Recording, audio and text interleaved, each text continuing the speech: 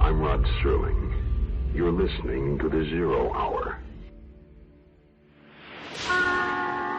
Suspense. I'm the Whistler. Yours truly, Johnny Dollar. Who is it? The Fat Man. Presents The Man Called X. The Mysterious Traveler. Another journey into the realm of the strange and terrifying. I hope you will enjoy the trip, that it will thrill you a little and chill you a little. So settle back, get a good grip on your nerves. Where are we going?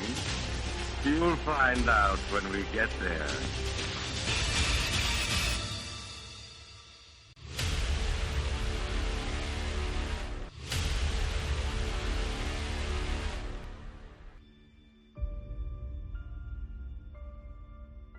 Hello everyone, and welcome to Drama and Theater, brought to you by Duane Old Time Radio. Drama and Theater features some of the best programs from the golden age of radio, including Escape, The Fat Man, Suspense, The Whistler, Zero Hour, Yours Truly, Johnny Dollar, and many, many more. Before we start today's drama, if you enjoy what I'm doing, let me ask you to subscribe to my channel. Subscribing is 100% free, and you will receive notifications on new posts. Lastly, if you have a moment, write a short 1 or 2 sentence review or give a rating on your preferred podcast service. A positive review or rating would help me out a lot. And now, on to the drama. And thank you for your support, as always. Hope you enjoy. This week we are going to have the series Mollé Mystery Theatre with their drama titled Criminal at Large. This also aired on the Armed Forces radio service. This episode aired April 11th, 1944.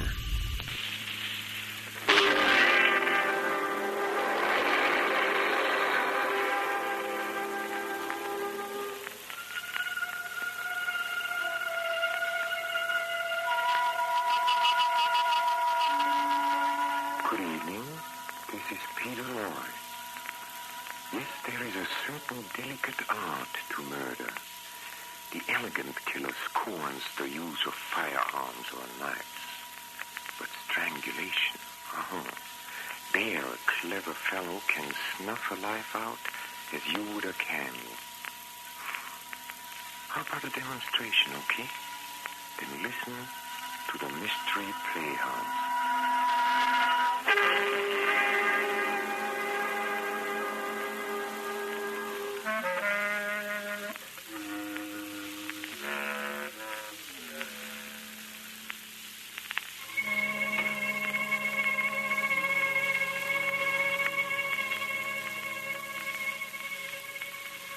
And now for tonight's play, Criminal at Large.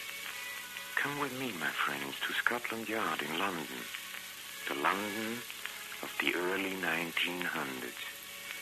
A man was found dead, strangled to death, in a village called St. Mark's Priory, and Scotland Yard is investigating the murder. Chief Inspector Tanner is in his office, and he's discussing the situation with his assistant, Sergeant Tuffy. Well, Tuffy? Well, this bloke what was killed was the chauffeur for Lord Lebanon. His name was William Studd. He was returning from a fancy dress ball and was strangled on the way. Nobody hated him, and there's no clue as to who killed him. Fancy dress ball, eh? What was he wearing? Aha! He was dressed in Indian clothes, Tanner. And that's where my theory comes in. It was Dr. Amersham who found the chauffeur at 2 o'clock in the morning. Now, what was Dr. Amersham doing at 2 in the morning in the Priory Field? It's your theory, Sergeant. Suppose you tell me. Well, Chief Constable Tanner, Lord Lebanon. Right. Lord Lebanon is outside. Go bring him in. Lord Lebanon, Inspector. Hello. I hope I'm not an awful nuisance. No, not at all, Lord Lebanon. I'm Chief Inspector Tanner. What can I do for you? Well, Inspector Tanner, the whole thing is very vulgar, and when one's mother's involved, well, everything was all right while my father was alive. Shocking invalid. Never left his room for 15 years. Your visit here concerns your father? Not exactly. I'm just starting at the beginning, you know. When Father died, I should have come back from India, but then Amersham came out after me, wanted me to take my seat in the House of Lords. Silly. What? But you came back? Yes, to find my mother was expecting me to marry Isla Crane. It's deuced awkward. Awkward? She's terribly nice, but there's something odd about her. Odd? She's been frightened since that infernal murder. Why, my dear fellow, she walks in her sleep. You say she's frightened, Lord Lebanon? Of what? I shouldn't be surprised if it's that American footman my mother hired. A strapping big fellow. He lurks. He does what? Lurks. You know, you pop out of your room and there he is, lurking in the hall. Why don't you fire him? You're the master of the house. Oh, yes, I'm the master in a way. Still, it's rather difficult when a fellow has a mother. But I don't want any fuss. I'll probably marry Isla in spite of her walking in her sleep. What about this Dr. Amersham? Oh. Well, you might as well know. Dr. Amersham is a man I dislike intensely. Is he a friend of your mother's? I suppose so, in a way. But he doesn't like me. He doesn't like Isla, doesn't like anybody. And I'll tell you something else about him. When he was in India, a woman was killed in his bungalow. Indian woman. Beautiful gal. Strangled. Strangled? Can you tell me any more about it? She was strangled with some sort of scarf. Oh, there was a terrible row about it. But he got out of it. I see. Lord Lebanon, why exactly have you come to see me? Well, I'll be perfectly frank with you. I'm frightened. I don't want to make a scene, but at the same time, I don't want to die. Aren't you possibly exaggerating? I don't know whether I am or whether I'm not, but there's something going on. And I don't understand it. Honestly, I do wish you'd come down and look into it. All right, Lord Lebanon. We'll be down the first thing tomorrow morning.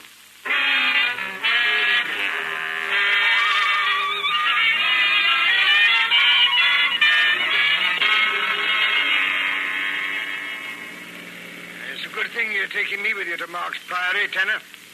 As I always say, you can't go wrong when you've got the coolest head in the yard along with you. Quiet, Toddy. Here we are. Mark's Priory Castle. Can you imagine a lightweight brain like Lord Lebanon having all this and £40,000 a year? Now, if I had that You'd money, spend it all on loose liquor and aged women. We're going in now, Toddy. Mind your manners. Yes, sir? Chief Inspector Tanner and Sergeant Toddy of Scotland Yard. We're here to see Lady Lebanon and the household. Lady Lebanon's in the drawing room. I'll announce you. Wait a minute. You're not the butler. No, sir. Butler's busy just now. I'm the doorman. Footman, eh? Then you must be the American Gilder. Yes, sir? How long have you been here, Gilder? 8 years. I believe you have an account at the London and Provincial Bank, haven't you? Yes, Inspector. Very unusual, isn't it? For a footman to have an account in a London bank. Some of us are very thrifty. So I noticed. But isn't it rather a large balance? 3,000 or 4,000 pounds. I bought some good stocks now and then. What is your salary here? Pretty good one. Her ladyship is generous. Well, I'll want to talk to you later, Gilder. Sure. Anytime. Now I'll announce you to her ladyship. Never mind. I'll announce myself. Come on, Toddy. That seems to be the drawing room ahead. Lady Lebanon? Yes? I'm Chief Inspector Tanner, Scotland Yard. This is Sergeant Toddy, who was down here 2 days ago. How do you do? This is Dr. Amersham, my physician. How do you do? How do you do, Inspector? Why are you here, Inspector? I must remind your ladyship that your son's chauffeur was murdered only a few days ago. It will be necessary for me to question all of you. Toddy, you take care of the servants. Right, sir. Lady Lebanon, I would like to see your son and his fiancée, as well as you and the doctor. Very well. Dr. Emersham, will you step upstairs and ask Isla to come down? Glad to, if the inspector won't read something criminal into my actions. You never know about these police. Oh, before you go, Doctor, I believe you spent some time in India. Oh, yes. I'm practically a colonial. And I believe there was some incident of a native girl being strangled in your bungalow? A very unfortunate incident, Inspector. I'm sure you must be interested in the police work on the case. Sometime, perhaps, I'll tell you all about it. Now, if you'll pardon me, I'll see if I can find Miss Craig. Very clever man. Is there anything you wish to tell me, Lady Lebanon? I knew very little about the poor chauffeur. The servants can probably tell you the things you have to know. I suppose you want to look over the castle? Yes, of course. Are you interested in blazonry, Inspector? The coat of arms you see in here represent an eternity. The Lebanon line stands unbroken for 1,200 years. It would be a pity were it to die out. I'm sure it would. How long have you known Dr. Amersham, Lady Lebanon? Many years, since before my husband died. I was aware of that. In fact, I noticed that your husband's death certificate was signed by Dr. Amersham. Yes, it was. I believe you said you wished to see my son, Inspector. I'll go and tell him. When constabulary duties to be done. I say, that's rather jolly. I didn't know policemen could sing. Oh, good morning, Lord Lebanon. I see your mother found you. My mother, no, I haven't seen her. I suppose it's beastly of me, but I'm always rather glad when I don't see her. I say, I'm awfully glad you've come down. Have you met Amersham? I've met him. He's a nasty piece of work, isn't he? I loathe him. You know, it just occurred to me, this chauffeur chap of ours might have been strangled by a scarf like that Indian gal I told you about. Wouldn't surprise me if you were right. It wouldn't? You know, Inspector, I've always thought I had a talent for that sort of thing, snooping around for clues. You have? Yes, indeed. It would never do, though, I suppose. The trouble is I can't stand the sight of blood. It unnerves me for days. Ghastly, isn't it? Oh, I don't know. I imagine there are many people who can't stand the sight of blood. You think so? I say, you will look into this, Amersham, won't you? Things are pretty rum around here, and I'm sure that he's at the bottom of it. Willie, what were you saying to the inspector? Nothing, Mother. I was just remarking that Dr. Amersham is a bounder. Oh, nonsense, Willie. I'll not have you talking that way about Dr. Amersham. Where were you? I was looking everywhere for you. You couldn't have looked very hard. I was in the den all morning. It seems to be taking Dr. Amersham quite a while to bring Miss Crane down. I wonder... He has been a little long, but I'm sure they'll be here any minute. If you ask me... Tyler, what can be the matter? Dashed odd girl. We'll see. Come on. Isla, what's the meaning of this nonsense? It's up there on the stairs. And... It's so terrible. Black and contorted. As though he'd been choked to death. Who, Miss Crane? Who is dead? Dr. Amersham.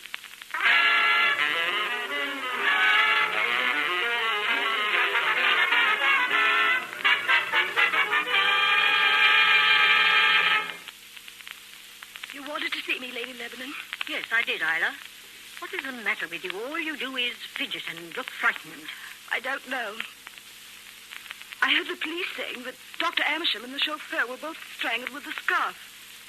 They found red threads on their throats. What's frightening about that? Well, I opened the drawer of your desk this afternoon and I found a red scarf there. My dear child, you're dreaming. Which drawer? This one.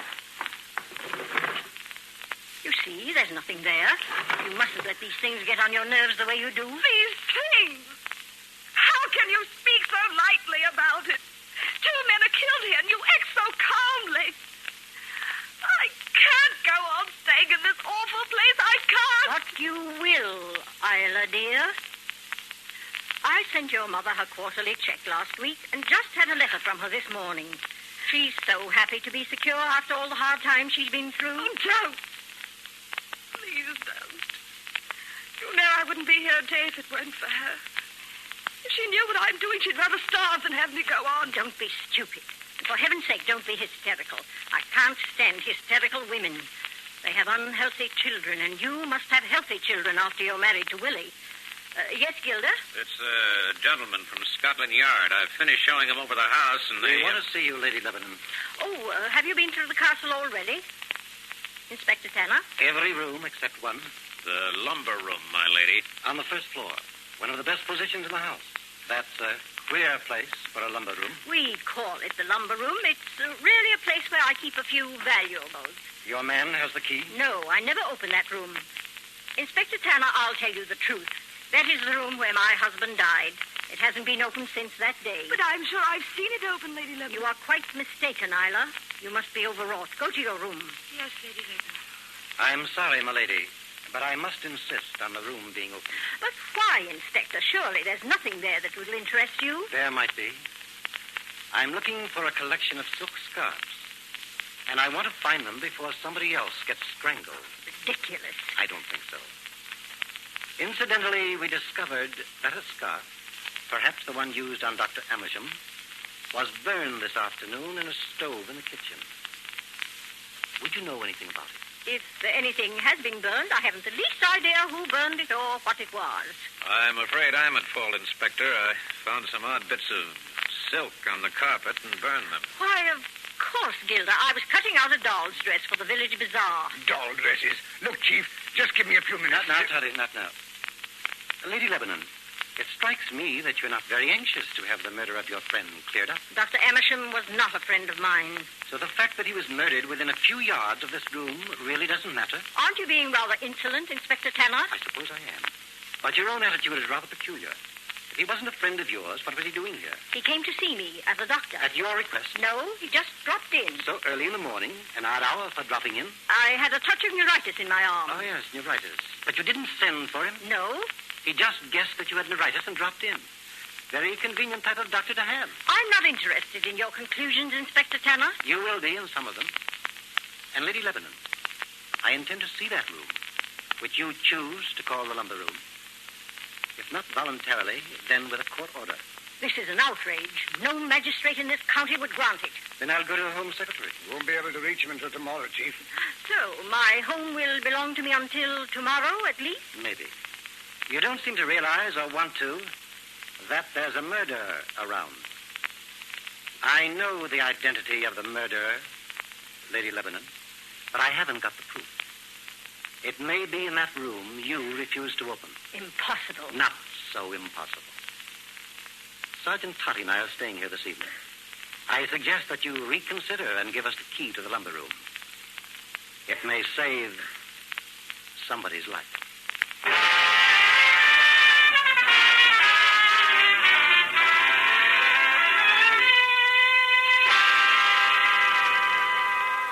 Oh, what a day this has been, Chief.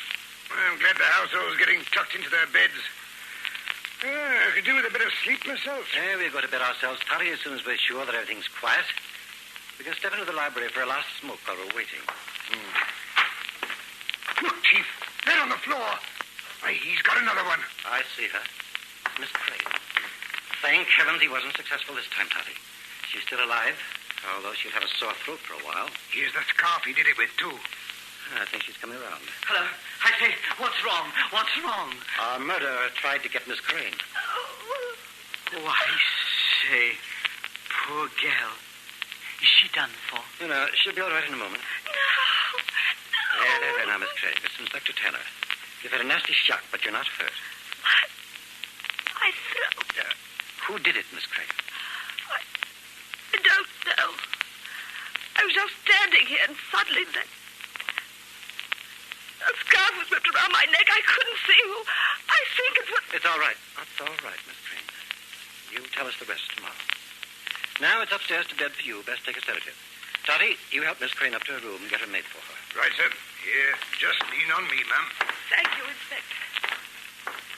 Poor gal. Of course, she is a bit odd, but she doesn't deserve to die that way. Well, thank heavens she didn't die. I'm glad. Don't you think it's about time my line was wiped out, Inspector? Your line? I'm afraid I don't understand you. This sort of thing's been going on for years. Ask my mother. She's got all their dates, all their pedigrees. The Lebanons have always been somewhat off. My father was more than somewhat. He spent 15 years in the old Lord's room, as mad as a hatter. I guessed that. But he never strangled anybody. The first time I saw it done was in Pune. A little fellow slipped up behind a big hulking man and... Fascinating. Yes. I tried it on a girl, an Indian girl. She went out like that. Extraordinary, isn't it? Very. I suppose one uses a scarf like this one. You do understand. I brought back dozens of these scarves from India. I'm not a big fellow, but I'm awfully strong. Feel my arm. It's rather a lot. People never think I have the strength. Even Gilda doesn't guess. Gilda? He's not really a footman, you know. He's sort of... Well, he looks after me. You understand? Yes. That's what I thought. And that room my mother wouldn't show you. Well, it's all padded, you know.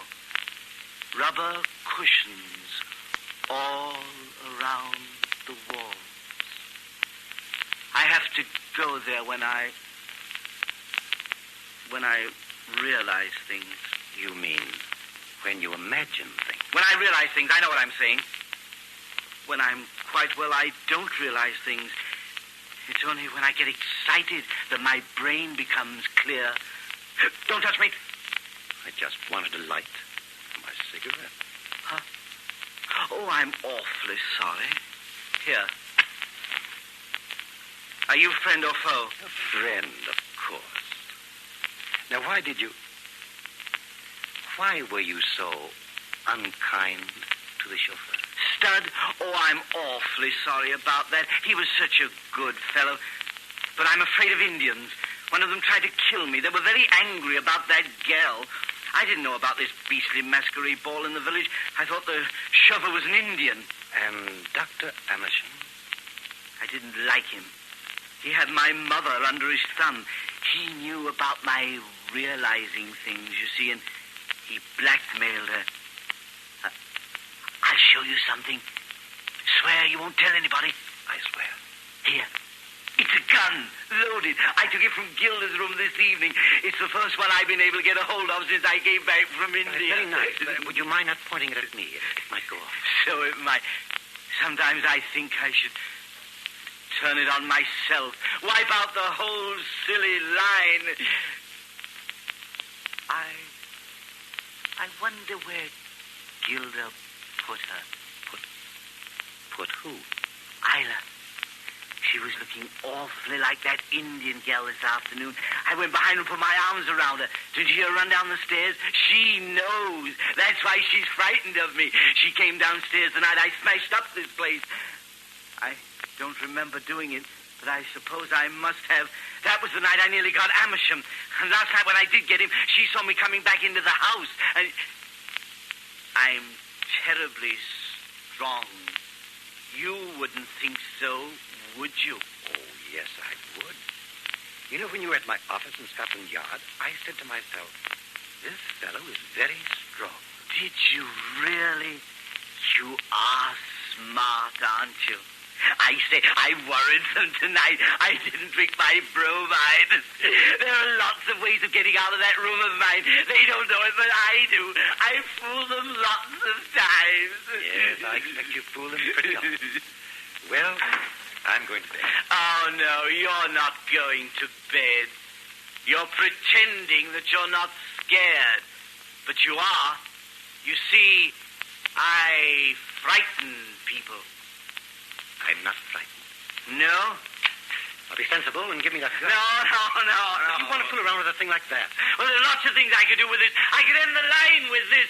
Here comes my mother. We'll ask her. Billy, give me that gun. No, I won't. I've always wanted a pistol. I've asked you one dozens of times. Get it away. You're going to give me that gun, old fellow? No, don't touch me. Don't come near me. Billy, look,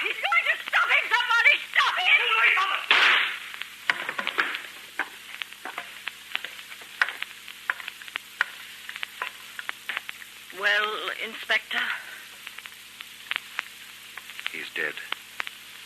Poor devil. 10 centuries of Lebanon's, 1,000 years of greatness gone out like a candle in the wind. Tutty. Yes, sir. Get Scotland Yard. Tell them the Lebanon case is closed.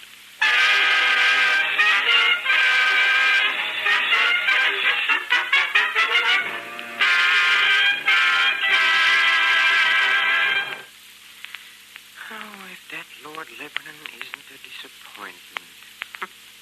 After so neatly strangling all those other people, he had to go and spoil a perfect record by shooting himself. Well, don't go, please. Don't go. They're rehearsing our next performance in a green room. Follow me, please. Come. Come.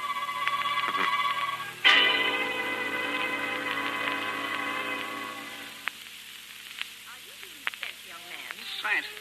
I'm brain delivered. Oh, listen to this. It's murder.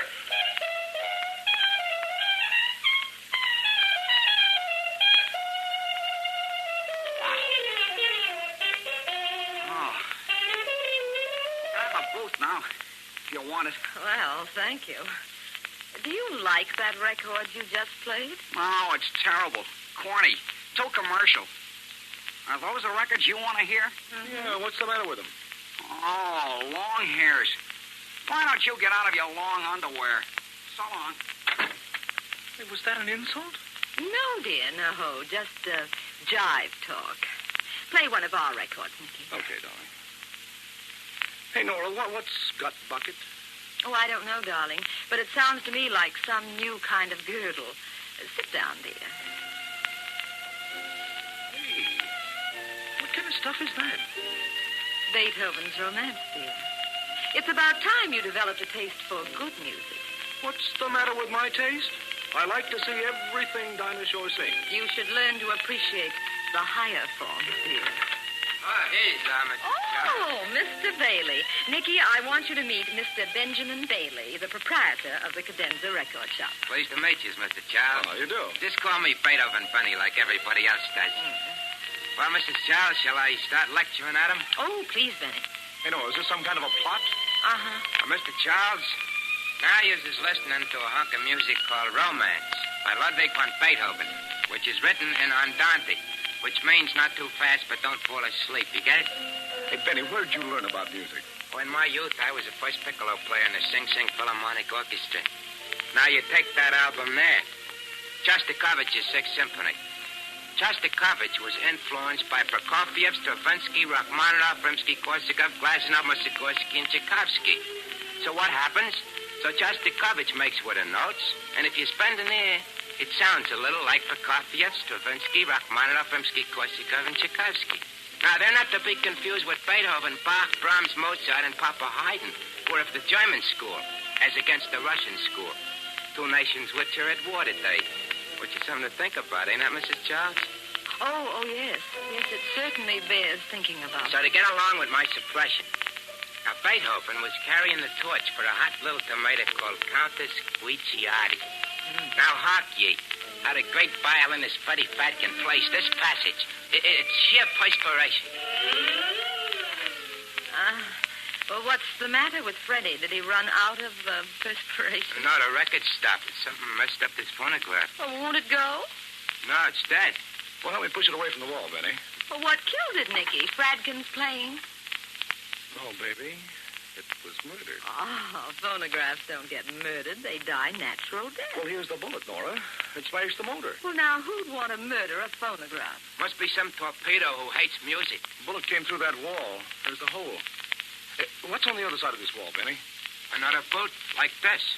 There's just a thin partition of expensive soundproof junk between the boots. Someone in that other booth fired that bullet. Come on.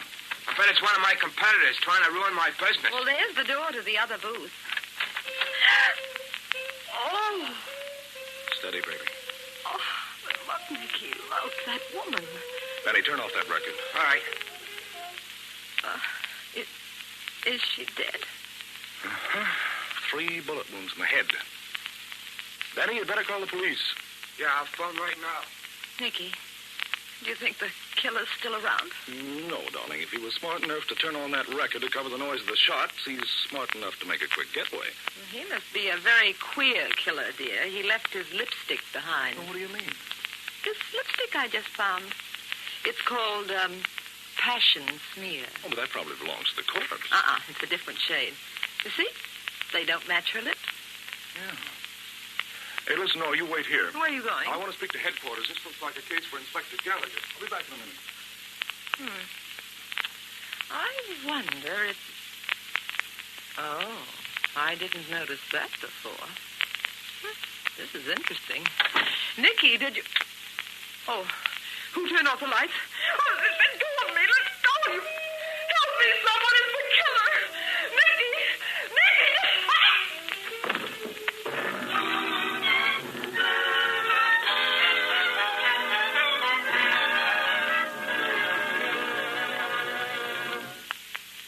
Sounds exciting, doesn't it? Murder in a record shop.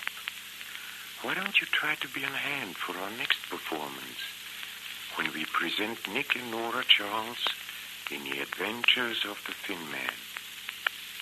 This is Peter Lorre, closing the doors of the Mystery Playhouse. Good night. Sleep tight.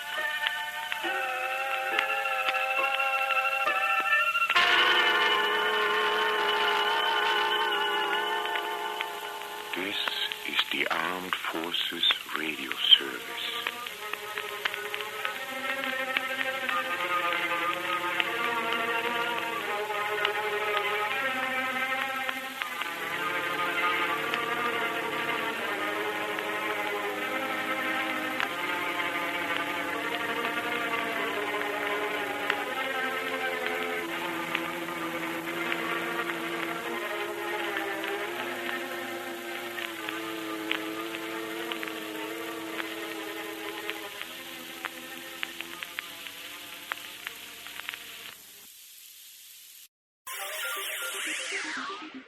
Thank you for listening to and showing your support for my podcast.